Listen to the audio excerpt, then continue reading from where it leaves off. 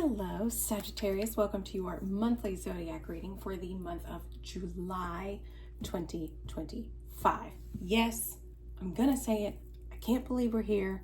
Time is flying very quickly, but we do have a lot to cover within this month. We actually have a lot is piling up towards the end of the month, but the majority of things that we're going to talk about are the 3 retrogrades that will be taking place within the month of July.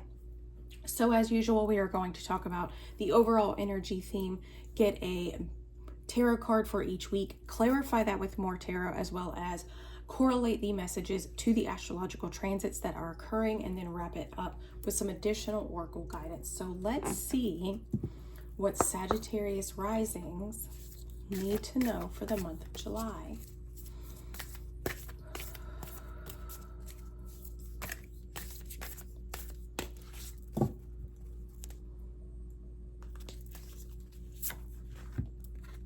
What do you need to release? What are you holding on to?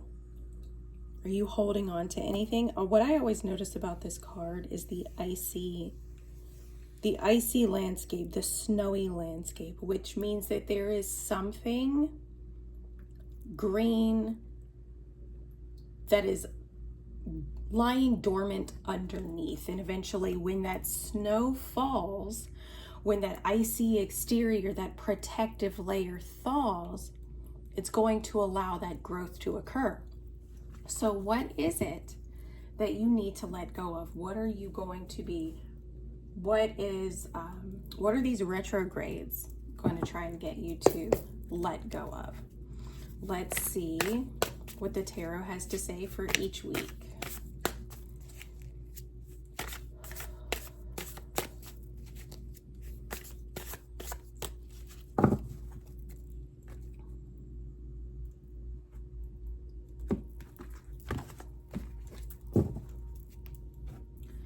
Here in the first week, the 7 of Swords in reverse. Here in the second week, the 2 of Wands. Here in the third week, the Hanged Man in reverse. And then here, in the last week, the Chariot. So you've got major arcana towards the end of the month. This is after we experience, I was going to say a full moon in your sign, but we actually don't have a full moon in your sign. We just had a full moon in your sign. But here in this first week, we've got the 7 of Swords in reverse. This represents a truth is being revealed. Someone, whether that's you or another person, is revealing who they really are, kind of taking off that mask, showing a little bit of authenticity there, or even just coming into a level of self-awareness. We were talking about growth, like when we uncover, when that ice melts away, when that snow melts away, when that protective layer goes away, we have an opportunity for growth. Something can emerge from underneath. So it could be that you're coming into a state of self-awareness. This is the week that Venus is going to conjunct Uranus right before it moves into Gemini on July 4th.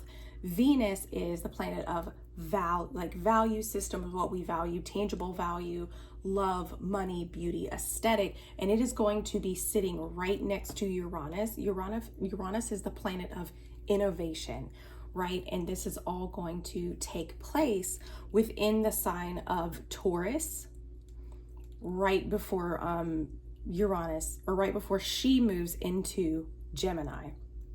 So this has a lot to do around our self-worth, our value systems. It could be even material, financial things. It could be around our body, right? Coming into that state of self-awareness, particularly with Uranus. Uranus is known as the great disruptor. So if you are in a relationship, Uranus could be revealing a truth that you need to see. Someone is revealing who they really are. It could be that you are revealing who you really are within the context of that connection. Maybe even realizing what it is that you really want within the concept of that connection. But it can also really symbolize a sense of innovation and just revelation. On the first week, we also have Neptune going retrograde within the sign of Aries.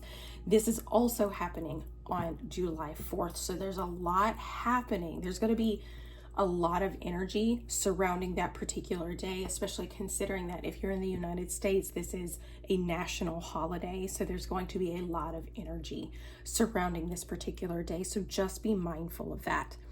Neptune is the planet of unconditional love, dreams, spirituality, and even illusion. And it's going to go retrograde. So we may be reevaluating the actions that we're taking, what's driving us when it comes towards our dreams, and even maybe even illusions revealing themselves. Here in the second week, we've got the Two of Wands. The Two of Wands represents making a plan and evaluating a situation on how you want to move forward. It could be realizing that, like you're ready to just take that next step. Okay. This is the week that Uranus is moving into the sign of Gemini. Again, Uranus is the great disruptor, the great awakener, has a lot to do with unexpected change, revolution, rebellion, and even innovation. And it's moving into the sign of Gemini. Gemini is all about intellect, communication, thinking, and learning. Gemini for you guys sits in your 7th house. Okay. So this is sitting in your 7th house. If this is in regards to a relationship, because I'm going to say either a relationship or career, because Venus is going to conjunct Uranus in Gemini, conjunct Uranus in Taurus around your 6th house. This is your day-to-day life, your day-to-day activities, your work, your co-workers. That could kind of bring about this revelation. And of course, as that energy progresses and moves forwards, even planet-wise, you're going to maybe have to evaluate how you want to move forward. Okay, I even just heard that some of you may be getting a promotion. So Uranus moving into Gemini, this is moving into your 7th house. This is the 7th house governs things like long-term relationships, long-term romantic partners, marriage contracts, business contracts, and your interpersonal relationships. So it could be that you're after this kind of jolt, this truth, this revelation here in the first week, you're now going to have to reevaluate and maybe even just decide where it is that you want to go. How do you want to move forward now that this has occurred? Here, and then we also have a full moon within the sign of Capricorn. Full moons are a buildup of energy, and the light of the moon will trigger our emotional body. It'll trigger our emotions, which will typically, if you're listening, if you're paying attention, will guide us to what we need to release in regards to, for you guys, your material finance or your material possessions, finances, self-worth, and value systems. What do you need to release? What do you need to release? What do you need to let go so that you can move forward, right?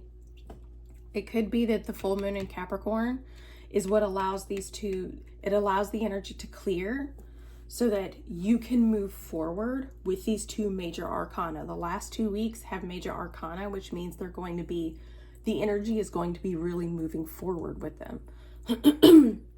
Here in the third week, we've got the Hanged Man in reverse. This represents recognizing what needs to change, recognizing what sacrifices need to be made in order for you to move forward based upon this new perspective and this enlightenment that you've received here, right? Based upon this enlightenment, what needs to change? What do you need to let go of? What do you need to release so that you can move forward?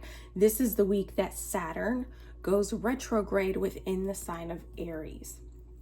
Saturn in Aries is very much, it's like the disciplined warrior. Okay, but if you haven't been disciplined, if you've been letting escapism, if you've been letting unhealthy relationships, if you've been letting things interfere with that discipline, like I said, Neptune is going to reveal where we've been trying to escape. Neptune is going to reveal where and why we've been delusional about what we've been doing or what's been driving us, Okay, Saturn now going retrograde around the same time, around the same degree, in the same sign, is going to snap that into reality. We're going to get an inkling of it. The truth, the fog is going to be lifted, and then Saturn is going to come in and is going to have us feel all of the effects of maybe where we have been ignoring things. That is happening on the 13th, and then on the 18th, Mercury, the planet of thoughts, ideas, communication, and messages, will go retrograde within the sign of Leo as well. So this is a lot of reevaluation that's happening, a lot of release that is occurring or is being allowed to occur so that you can move forward. So it looks like the retrogrades are actually going to be quite beneficial for you. So that's really, really nice. Leo, for you guys, sits in your 9th house. You could be reevaluating things that you're learning, could be reevaluating your own personal belief systems, because the 9th house does govern personal, religious, spiritual, and moral beliefs. Here in the last week, this is the biggest week, but for you guys, you've got the Chariot here in the biggest week of the month. You know what I mean? So this is taking control and moving forward. Here in this week, Leo season is starting. Leo is very bold, it's very royal, it's very bodacious, it is very confident, whether that is false confidence or true confidence. Regardless, Leo is very much out in the open, and they are very much shining their light. So Leo energy can feel very bright. So those themes are going to take center stage over the next 4 weeks. On the 24th, we have a new moon in that sign. So new moons are blank slates or opportunities. And again, for you guys, this new moon is going to allow you to plant seeds based upon whatever Mercury retrograde is revealing. Mercury retrograde creates a lot of hiccups, right? They're not huge inconveniences, they're not huge setbacks, but they are hiccups and they are annoying, whether that's with whether that is miscommunications, tech issues, delays in your day-to-day life. All of those things are maybe revealing where you're doing or taking on too much. What is driving you, maybe based out of pride or ego, since we're looking at Leo. That is happening on the 24th, so you'll be able to set intentions maybe on how you want to move forward. On the 30th, Chiron is going to go retrograde. Chiron is the wounded healer. It's been allowing us to move forward based upon and allowing us to maybe repair a wounded sense of self, okay? Because we're talking about Aries. Aries is the self. Chiron is wound. So this is a wounded sense of self, okay? But Chiron going retrograde is, again, going to allow us to reevaluate our sense of self, and it's going to allow us to maybe let go of those wounds. On the 31st, Venus is moving into the sign of Cancer. So again, Venus, love, money, aesthetic, beauty, art, value, is moving into the very family-oriented sign of Cancer. You may find yourself or other people needing words of affirmation or even physical touch to show their affection. It could mean that you are becoming much more family focused over those next couple of weeks, and even more protective over the things that you value. On the same day, we have a Mercury cazimi. A cazimi is when the sun and Mercury, or the sun and a planet, sit right next to each other. They are besties for a short amount of time. And this kind of just means that that planet, the sun's light, is illuminating and highlighting and amplifying the traits of that planet. But this planet is currently retrograde. So we're doing a lot of rethinking, we're doing a lot of reevaluating, but I think that's really nice because that's going to amplify it, and it's almost like it's going to make that reevaluation, that release, easier. Okay, so like I said, I know that was a lot. Now we're going to get into like the clarifying aspects of it, then ultimately to the oracle guidance. So let's see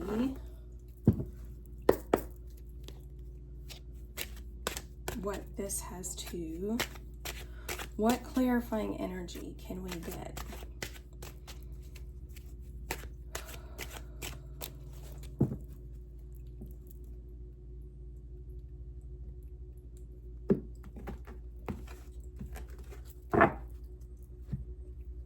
Seven of Swords, the Three of Swords. Yeah, so when it comes to potentially relationships, for some of you, if you're in a relationship, it could be that someone is revealing who it is that they really are, and it could create a sense of separation. It can create a heartache, so to speak, or even a sense of loss.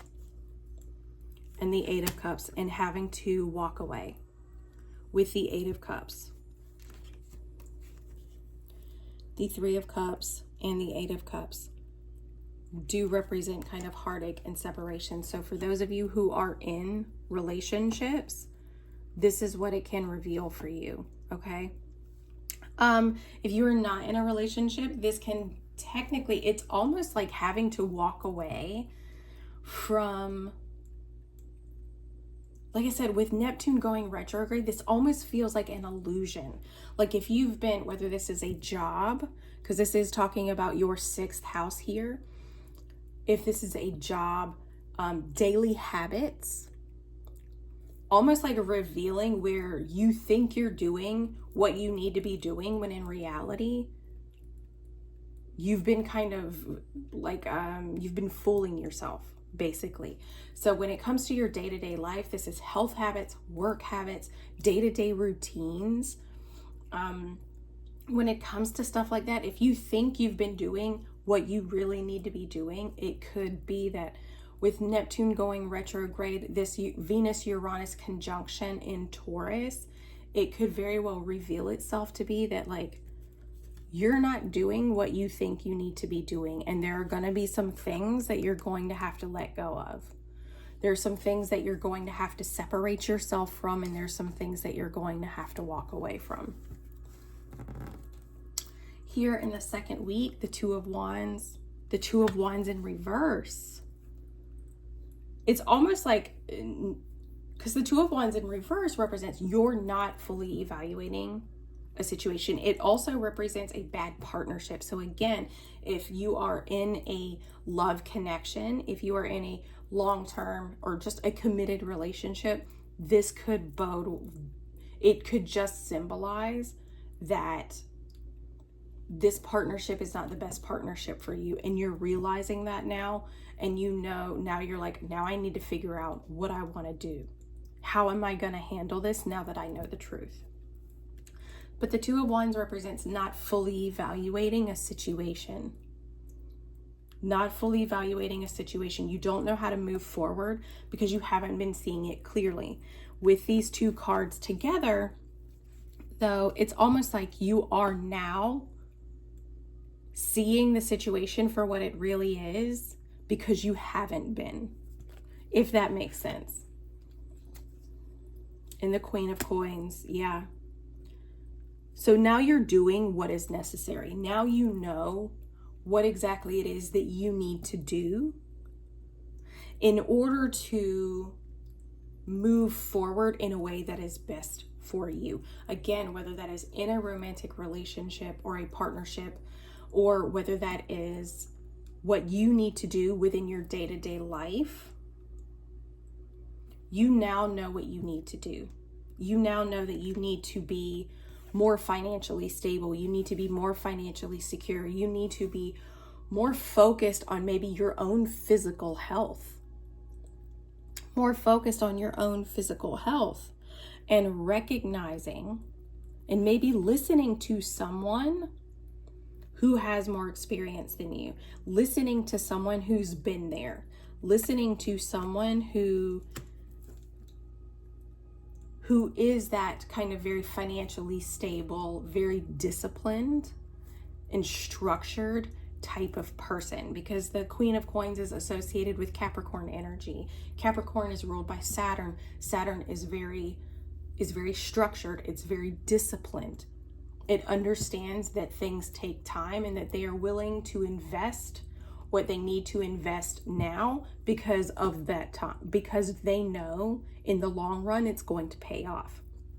The Queen of Coins, she is that energy, but she's also very nurturing, right? She is that nurturing mother that's like, okay, you can do that if you want, but I want you to know that in a year from now, X, Y, it's going to turn out like this. It's going to potentially do that. So you need to be prepared for those consequences.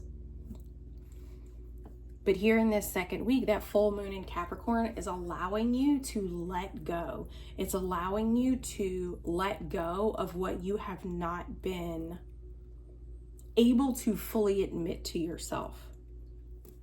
Here in the third week, the Hanged Man in reverse, the Wheel of Fortune in reverse, and the Queen of Wands in reverse. You know what needs to be done, but there seems to be this hesitancy to do it. It could be that you're not feeling very confident in yourself. The Queen of Wands, when she's in reverse, she's not feeling very confident. She's actually quite prideful and very egoic, and may say or do things simply out of the need to get attention. This is also the week that we have Mercury going retrograde. In the sign of Leo, the Queen of Wands is associated with Leo energy. So the Queen of Wands being associated with Leo energy can have you really reevaluating how your own sense of confidence, especially when it comes to what you know and what you believe, right? You may be having to shed beliefs that no longer align with you. You may be having to shed beliefs based on something that you see, that you hear, a truth that is being revealed. You're now having to reevaluate those belief systems.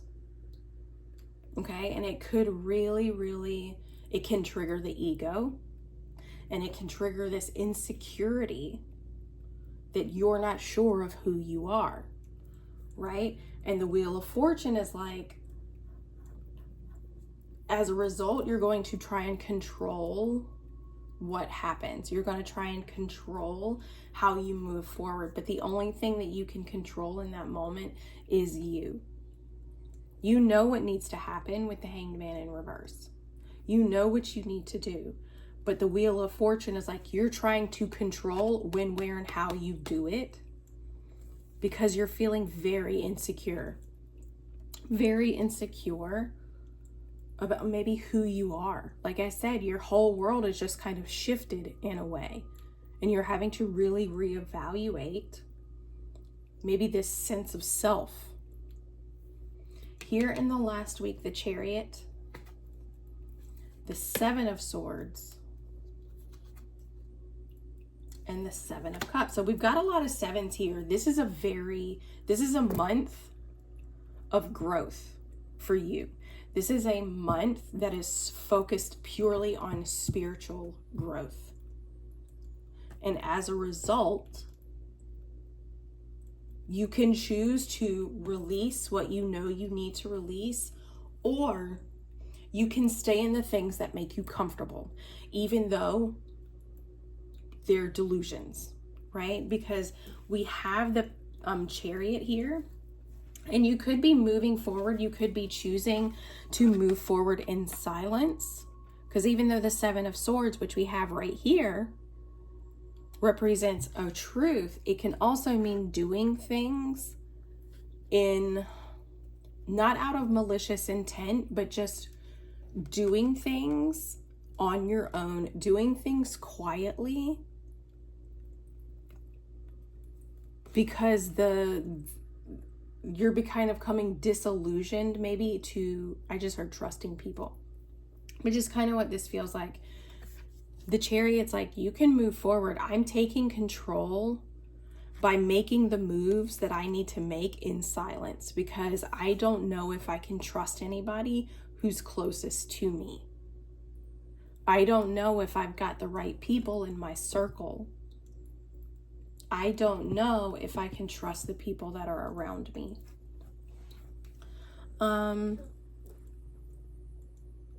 Let's see, what? I want to do this one.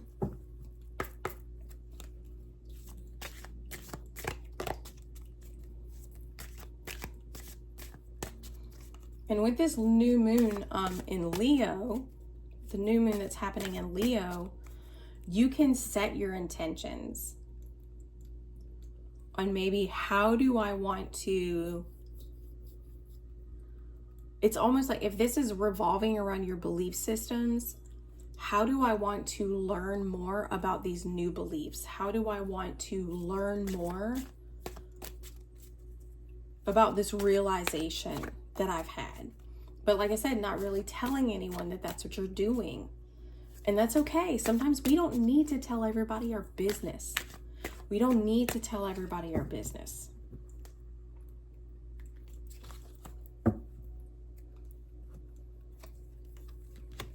Multiple streams.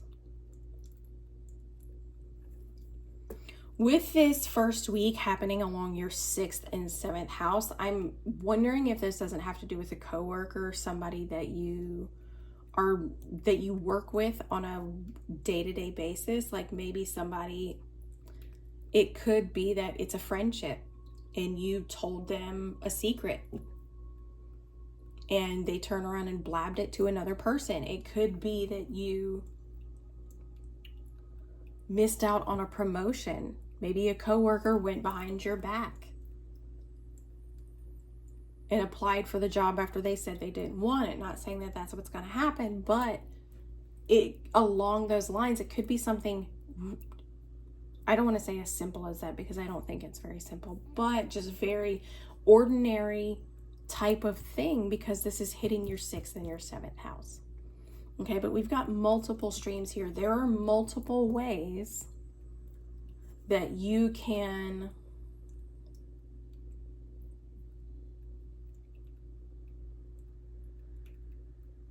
it's almost like you're spending your energy in your, how do I want to word this? Like if you're giving away a lot of energy, if you're giving away a lot of your mental and emotional time, you're doing it in multiple ways. It's not just one particular way. So it's really important that you reevaluate your day-to-day routine, who you have in your life on a day-to-day basis, who is trustworthy and who is not. That's really the feeling that I'm getting. Here in the second week, the week of the full moon, fighting spirit. You know at this point what you need to do, and you're ready to do what is necessary. You're ready to fight for what it is that you want. You're ready to fight for the stability that you're looking for. But that requires discipline. That requires long-term thinking. That requires looking at the bigger picture. What do you want to create long-term? Who do you want to be in the long term? And you start building it step by step from that point. It's kind of like reverse engineering based upon the end goal. Here in the third week, on fire. You know what needs to be done. And being hesitant about what needs to be done is probably not going to work out in your favor. So if you know the sacrifices that need to be made, move forward. Like it's going to take time. The change is not going to happen overnight. And it's going to force you to face your ego. It's going to force you to face your pride. It's going to force you to maybe even conquer or face these insecurities that you feel. But when you do, like it's going to just create this sense of inspiration for you. Here in the last week, be open to receiving.